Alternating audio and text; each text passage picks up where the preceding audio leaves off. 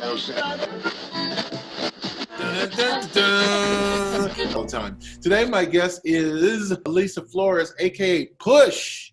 Oh, snappy, snappy. Back on the show again, back on the scene. She's doing big things. She's always doing big things. So we're happy to have her on board. Welcome to the show, Dorlin. You've gotten better at it. So tell me what's going on with you from today backwards. That's how we'll do it. Yeah, so, I moved back to Texas, spending basically going over my life project that I've been working on for like 10 years.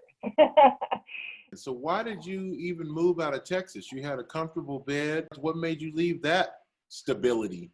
There was something I needed, wanted a bigger playground, so I went to the next place I knew, was LA. Here came Hollywood. I did my first audition, and that first audition was with you.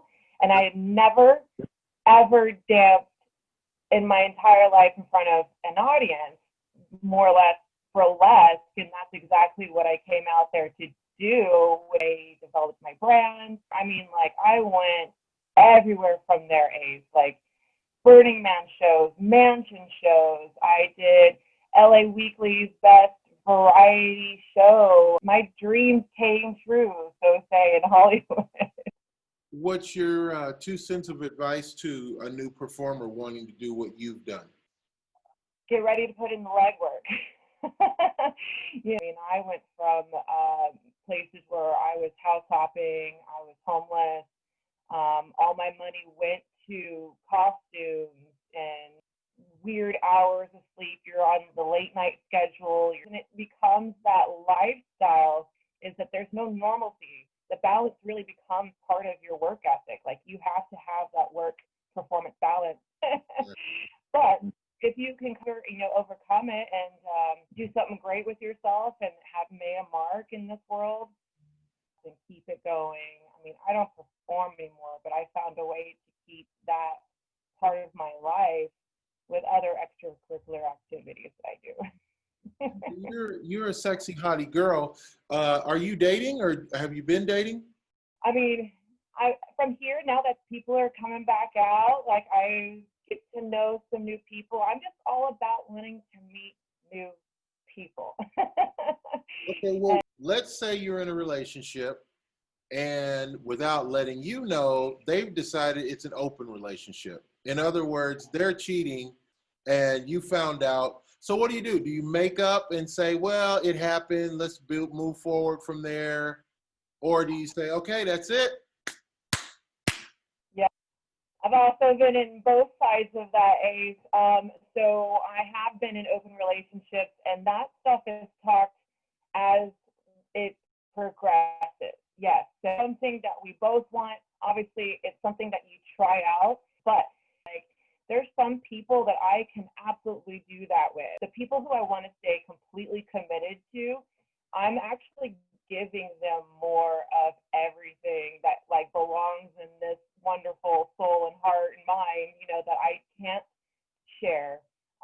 Otherwise, it's really taking advantage of me personally in a way that's only meant for one person. It just depends what everybody's capable of and what their expectations are. But it's definitely possible. That's what's up. I got time for one more. Long distance. He lives in London. You live in Texas. Is that going to work? Is it going to work? Long distance. Yeah. Work?